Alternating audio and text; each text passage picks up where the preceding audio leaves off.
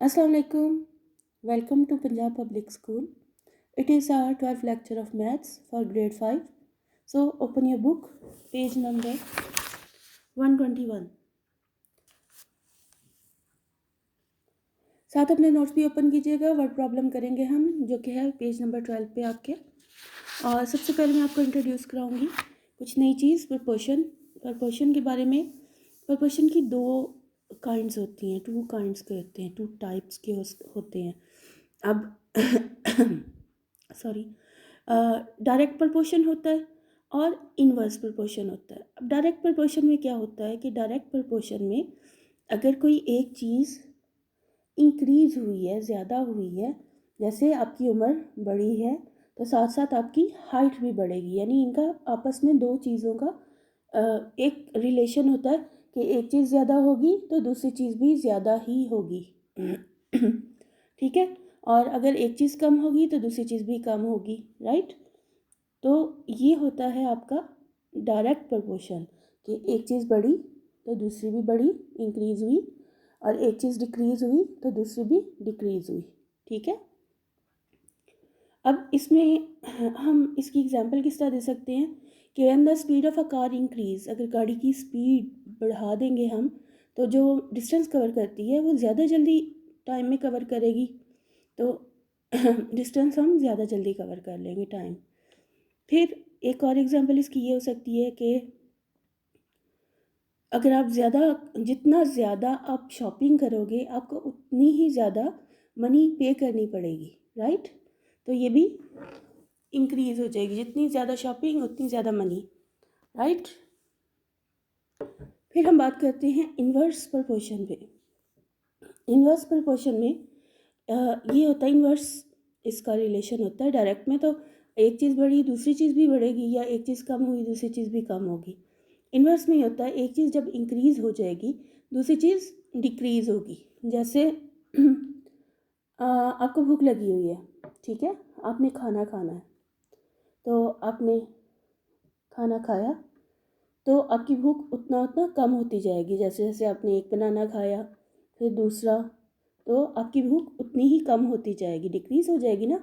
प्याज को ले लें कि आपने एक गिलास पानी पिया, प्याज डिक्रीज़ हो गई, और अगर 2 गिलास पिए तो और कम हो गई, इस तरह ख़त्म हो गई. और इसके अलावा इसकी एग्जांपल क्या होगी, कार की स्पीड ही ले लें कि स्पीड डिक्रीज़ कर देंगे, स्लो चलाएंगे तो उतना ही टाइम ज़्यादा लगेगा डिस्टेंस कवर करने में. या कोई हमने काम करवाना है, जैसे हमने कोई बिल्डिंग बनवानी है, जितने ज़्यादा लोग हम हायर करेंगे तो उतनी जल्दी काम कवर हो जाएगा, जल्दी हो जाएगा. राइट. तो ये इसमें भी आप ले सकते हैं. चलिए हम अब वर्ड प्रॉब्लम करते हैं अपनी, जो कि है पेज नंबर 121 पे क्वेश्चन. सो क्वेश्चन है, Sultan can colour 4 pictures in 6 hours. Sultan 4 pictures 6 hour में कलर करता है. How many pictures can he colour in 15 hours.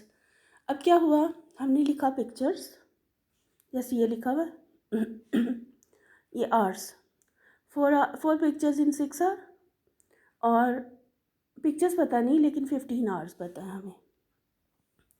अब क्या करेंगे, देखें आवर ज़्यादा हुए तो पिक्चर भी वो ज़्यादा ही कलर करेगा ना. ये जाहिर सी बात है कि 6 आवर में वो अगर 4 पिक्चर कलर कर रहा था तो 15 आवर्स में उससे ज़्यादा ही पिक्चर कलर करेगा, उससे कम तो नहीं करेगा. तो दोनों अप साइड पे हुए, दोनों इंक्रीज़ हुए, तो ये डायरेक्टली या डायरेक्ट प्रपोर्शन है. Okay okay. सो हम क्या करेंगे, ये डायरेक्ट प्रपोर्शन है तो हमेशा हमने ये एक्स जो है ना ये ऊपर रखना होता है. तो एक्स ऊपर रखेंगे. अब आप कहोगे एरोज़ का क्या मकसद है, तो ये देखिए ये एरो है, ये इसका हेड है और ये इसकी टेल है. अब जो हमने एक्स ऊपर रखना होता है उसे देखें, ये किससे स्टार्ट हुआ है, टेल से. एरो की टेल से स्टार्ट किया ना हमने, एक्स ऊपर रखा है, तो यहाँ भी एरो की टेल को ही इक्वल करके 15 ऊपर रखेंगे. यानी एक्स अगर टेल से स्टार्ट हो रहा है तो यहाँ पे भी टेल से ही जो चीज़ है, जो भी अमाउंट है ऊपर रखेंगे. तो x/4 हो जाएगा, और इधर भी टेल पे 15 आ रहा है तो 15/6 हो जाएगा। फिर इसको क्रॉस मल्टीप्लाई करेंगे, यानी क्रॉस में ये होता है कि ये इधर को ले जाएंगे, तो x अकेला 15/6 और मल्टीप्लाई 4, तो कटिंग वगैरह करके आंसर 10 आ जाएगा आपका। ठीक है, और यूँ आगे आपके पास x = 10 पिक्चर्स, यानी 15 आवर्स में 10 पिक्चर्स कलर करेगा। ठीक है, सॉरी ओके सॉरी पिक्चर पीछे चली गई थी। खैर, हम बात कर रहे थे कि 15 आवर्स में 10 पिक्चर्स कलर करेगा। हो गया, तो हम यहाँ पे लिख देंगे एज स्टेटमेंट कि 10 पिक्चर्स इन 15 आवर्स कलर करेगा सुल्तान। आगे हम क्वेश्चन नंबर 2 पे। क्वेश्चन नंबर 2 है हमारा, लतीफ़, हाँ जी, लतीफ़ रैन 10 किलोमीटर इन 2 आवर, 10 किलोमीटर दौड़ा 2 घंटों के लिए। तो इफ़ ही कंटिन्यूज, अगर वो अभी भी दौड़ रहा है सेम पेस पे यानी सेम स्पीड में, how long will he take to cover 7 kilometre. तो 7 किलोमीटर कितना, और उससे 7 किलोमीटर जो कवर करना है वो कितना टाइम लगेगा। तो हम कहेंगे कि ओके, लतीफ़ का फर्स्ट डिस्टेंस तो 10 किलोमीटर 2 आवर्स में है, तो अब जाहिर है एक्स फाइंड करना है, 7 किलोमीटर और उसने दौड़ना है। तो ये 10 से कम हो गया ना इस दफ़ा डिस्टेंस हमारा 7, तो 7 हो जाने से ये होता है कि ज़ाहिर है टाइम भी कम हो जाएगा सेम स्पीड में अगर दौड़ रहा है। तो ये अगेन डायरेक्ट प्रोपोर्शन है। डायरेक्ट प्रोपोर्शन में अब की बार हम x अगेन देखें, कहाँ से, हेड से स्टार्ट किया, तो x/2,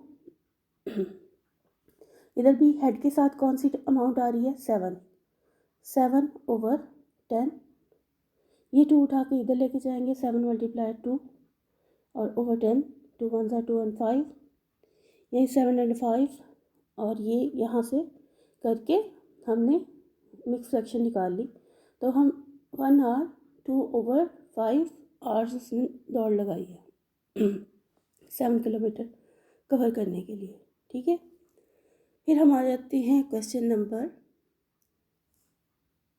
कौन सा है, 5, बुक पे 5 है, यहाँ पे 3 दिया हुआ। ठीक, तो garrison of 25 soldiers has enough food for a week। garrison कहते हैं किले को, तो एक किला है 25 सोल्जर्स का, जहाँ पे फूड यानी खुराक रखी हुई है एक हफ्ते के लिए। एक हफ्ते मतलब 7 days. How long he will the food last, कितनी देर में फूड जो खुराक है कम हो जाएगी, ख़त्म होगी, सॉरी, फॉर 14 सोल्जर्स, यानी 25 में से हमने 14 कहा कि हम 14 रख लेते हैं सोल्जर्स, बाकी कहीं और चले गए अटैक करने, या कहीं भी हमने छुट्टी दे दी कि हमने उसी, अब फूड तो नहीं ना लेके जाएंगे, जाहिर है 25 अपना वो चले गए और बचे हमारे पास 14। तो 14 अब वो फूड कितना टाइम यूज़ करेंगे ये बताना है आपने। ओके, तो क्या करेंगे हम, सबसे पहले लिखेंगे सोल्जर्स और फूड डेज़ के साथ।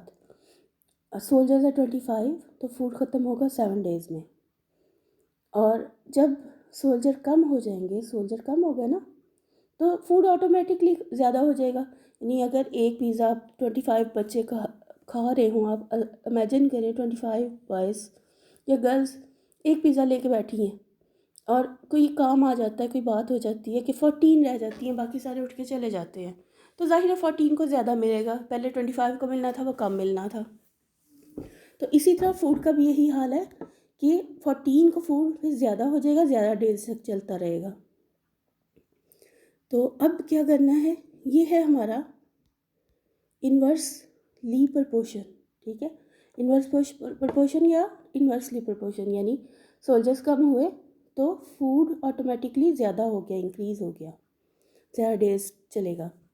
अब क्या करना है, एक्स हमने हमेशा ऊपर रखना होता है, ये टेल वाला एरिया एक्स का रखा, एक्स टेल से स्टार्ट किया, 7/6, सॉरी x/7, 6 क्यों हो रहा है, इस साइड पे भी टेल वाली अमाउंट के साथ क्या है 25, तो 25/14, याद रखने वाली बात, पहले वालों में भी टेल यूज़ हो रही थी या हेड यूज़ हो रहा था, तो हम सेम चीज़ ही ऊपर रखते हैं। इसमें भी टेल यूज़ हो रही है, तो ये क्योंकि इन्वर्स था, नीचे हेड पे नहीं चले जाना, हमने टेल वाले ही को साथ देखना है। ये टेल यूज़ किया, इधर से भी टेल यूज़ किया, ये एक्स ऊपर गया तो ये टेल वाला भी इधर साइड पे ऊपर जाएगा, ठीक है। तो ये चीज़ याद रखने के लिए ये एरोस का काम है, ठीक है। तो x/7 इज इक्वल 25/14, और ये 7 इधर चला जाएगा, मल्टीप्लाई में कटिंग होगी, 25/2 आएगा। इसे जब हम रफ वर्क करेंगे इसका, तो 12 डेज एंड हाफ, यानी 12.5 डेज तक ना इनका ये जो फूड पड़ा हुआ था ना, 14 लोग वो इतने डेज में खाएंगे, 12 डेज और हाफ डे और इतने में खाएंगे। तो आज के लिए इतना ही है। इसे समझें ठीक से, इसकी प्रॉपर प्रैक्टिस करें, कम से कम 6-7 बार क्वेश्चन करें। बार बार करेंगे तो उतनी अच्छी प्रैक्टिस होगी, आपको सही से समझ आ जाएगा। मैं इसे और भी तरीक़ों से करा सकती थी, मैंने स्पेशली ये तरीका अपनाया क्योंकि ये आगे 6 में आपके काम आएगा। तो 6 में आपको एकदम से ये चीज़ नहीं आएगी, आपको आराम आराम से आएगी, तो ये चीज़ आपके काम आएगी। तो इसकी प्रैक्टिस कर लें 5-6 दफ़ा, ताकि आपकी 6 क्लास के लिए आपको आसानी हो जाए। ओके, अंटिल नेक्स्ट टाइम, अपना ख्याल रखें। अल्लाह हाफिज़।